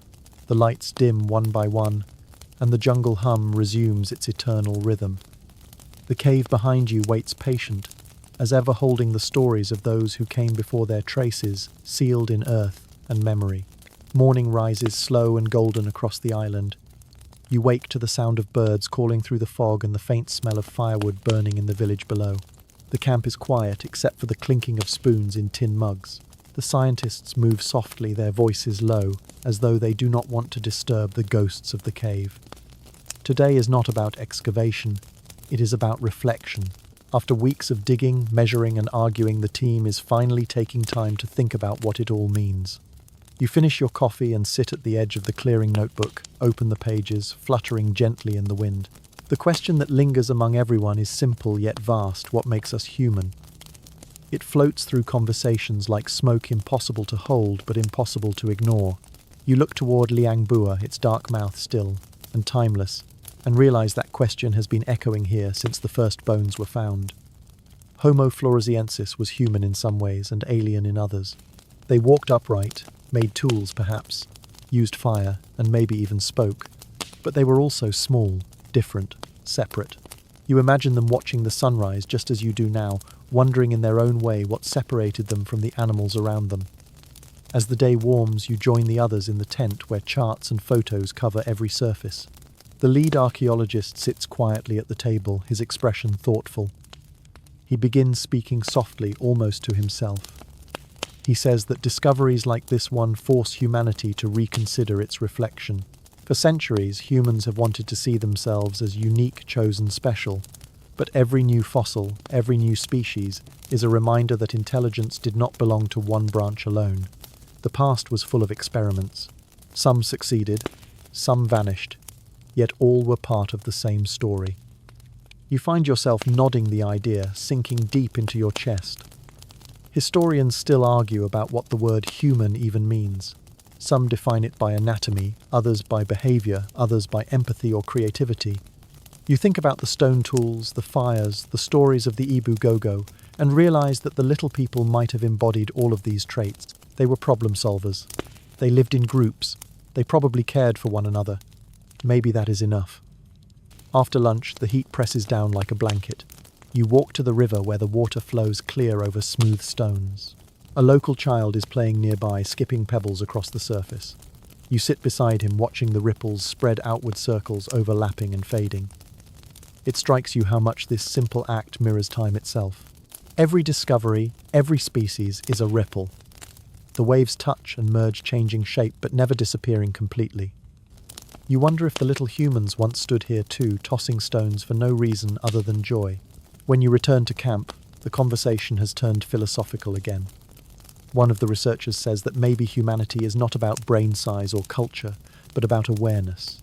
The ability to wonder, to fear, to dream. You remember the way your flashlight once caught the hollows of LB1's skull and how it felt like she was staring back. Awareness, you realize, goes both ways. We study them, but they make us look at ourselves.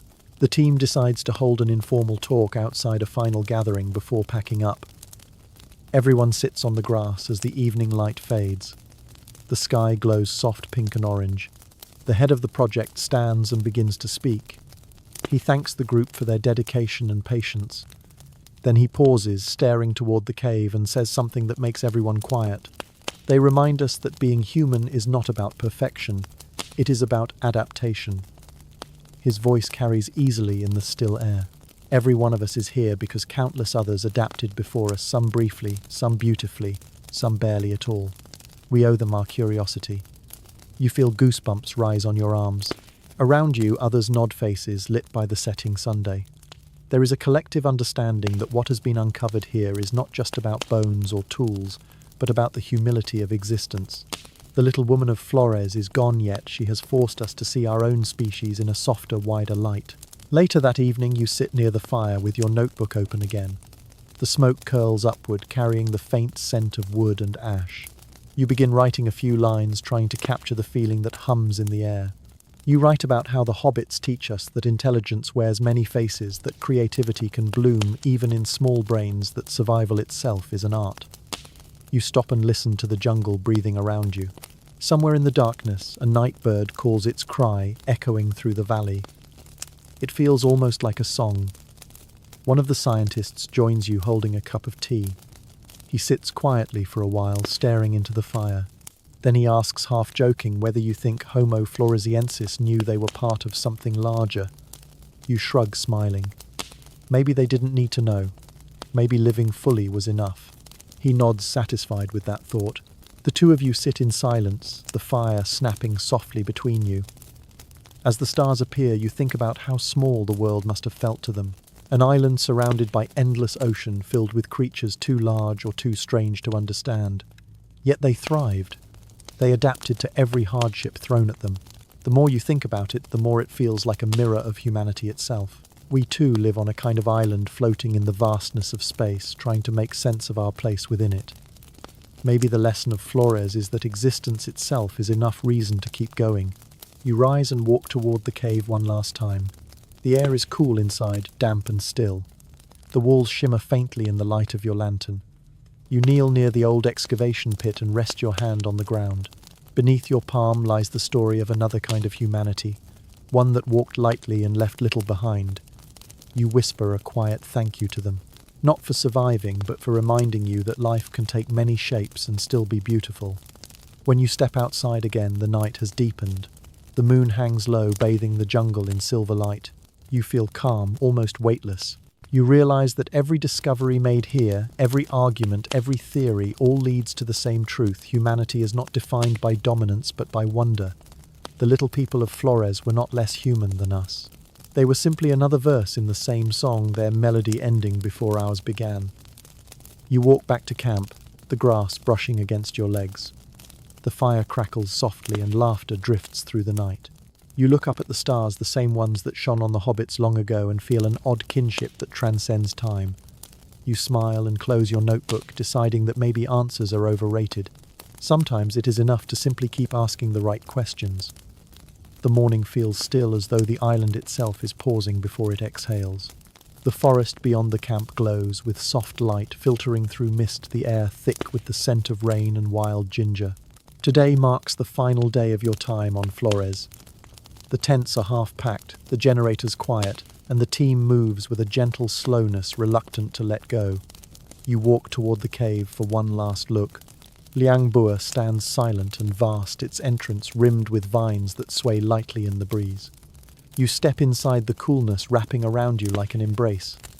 Your boots echo softly on the stone floor. The familiar scent of dust and earth rises as you move deeper, flashlight beams sliding along walls carved by time. The excavation pit sits empty now, covered with a protective layer of fabric and wood. The equipment has been stored, the notes catalogued, the samples sealed. All that remains is the memory of discovery. You kneel beside the spot where LB1 once lay your hand, brushing the soil. The cave feels alive, its silence deep and thoughtful, like the pause after a great story ends. The past few weeks blur together in your mind. You think about the first skull, the tools, the ash, the fire. You remember the scientists' laughter, their exhaustion, their wonder. And through it all, one truth has taken root. The little people of Flores were real. They lived, loved, and died beneath these same walls. Their world may have been small, but their impact stretches farther than they ever could have imagined. Historians still argue about how they should be classified. Some cling to the label of Homo floresiensis, others still whisper theories about deformity or hybrid origins. But in your heart, you know the debate matters less than the story itself. These tiny humans remind you that existence is rarely simple. Nature experiments constantly sculpting life in ways that defy tidy categories. You smile, thinking of how the universe seems to prefer creativity over consistency. As you sit in the quiet, a droplet of water falls from the ceiling and lands on your arm. It startles you slightly, a reminder that the cave is still changing even now. Nothing stays frozen, not even the past. You close your eyes and imagine what this place must have sounded like 50,000 years ago. The shuffle of bare feet, the murmur of voices, the crackle of fire, the chirp of night creatures just outside. You can almost feel their presence, faint but warm, like echoes that refuse to fade completely. You stand and walk toward the entrance, pausing to look back one last time. Light spills across the floor in soft gold, touching the stones like a benediction. The air feels thick with gratitude, and you whisper a quiet promise to remember, to carry this story forward, to keep it alive.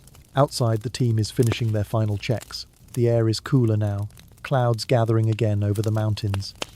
Someone calls for a group photo, and you join the circle, squeezing between muddy boots and tired smiles. The camera clicks, freezing this small moment in time. Everyone cheers quietly, not out of triumph, but reverence. You know this picture will fade, yet the memory will stay sharp. After the photo, you sit alone near the edge of the ridge overlooking the valley. The jungle spreads below a living ocean of green. Wisps of fog drift between the trees. You think about how vast the world must have seemed to the little people of Flores, and how vast it still feels to you. For all our machines and maps, humanity remains small in the face of time. Perhaps that is why we dig. Not just to find what came before, but to feel less alone in the immensity of it all. As the afternoon light begins to fade, you help pack the last crates into the truck. The sound of metal clasps and folding tarps fills the air. The work feels mechanical at first, but then you realize each crate holds pieces of the story that brought you here. Bones, tools, soil, notes, all fragments of a vanished world. You run your hand across one of the boxes, whispering a quiet goodbye. Dinner that night is simple. Rice, vegetables, a bit of grilled fish. The mood is warm but subdued. The scientists talk about where they will go next, the papers they will write, the lectures they will give. Yet between the practical details, moments of silence settle soft and thoughtful. You look around at the faces illuminated by firelight and feel something close to awe. Every person here came from different corners of the world, drawn together by a single small skeleton in a forgotten cave. It is strange how discovery binds people, how curiosity becomes a form of family.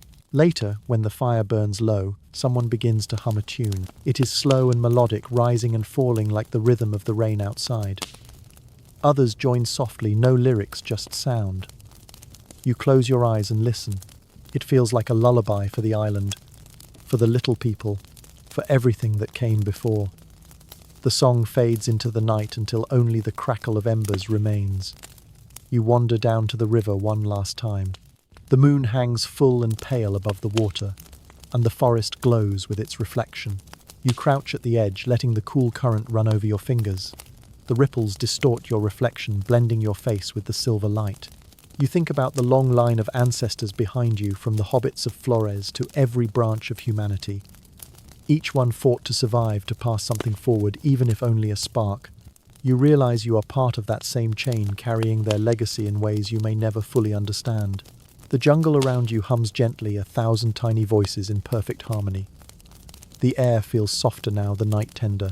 You sit for a long time, watching the water move, feeling the pulse of the island through the soles of your feet. Somewhere deep inside, peace settles in. You have come here chasing knowledge, but you leave with something quieter perspective. You return to camp where the last of the lights are dimming.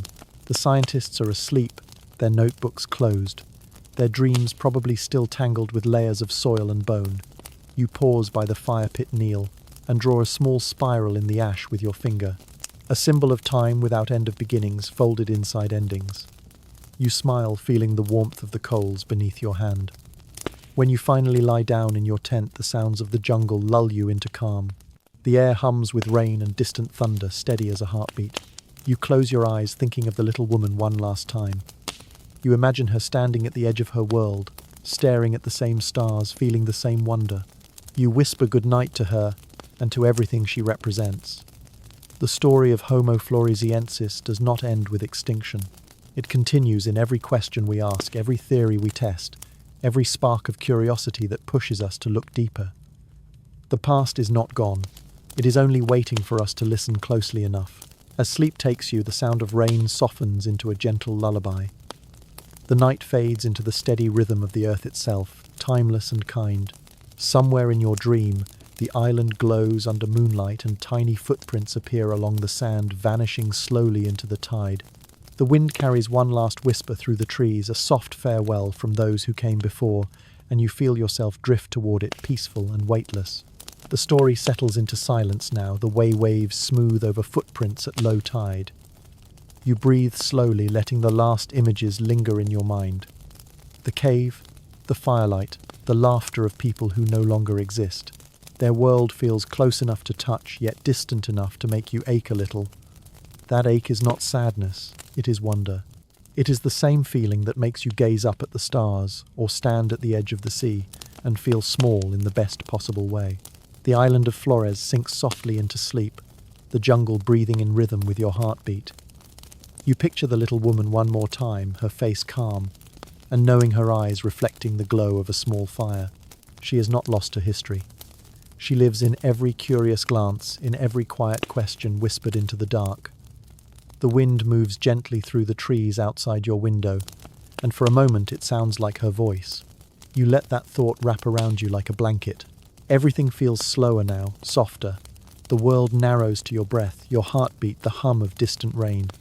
You are safe. The cave is quiet. The island rests. And the story of humanity, small, fragile, beautiful, continues in you. Good night, traveller. Let the lights fade, let the questions rest and drift with them into the long dream of time. Somewhere under a canopy of stars, the past smiles back.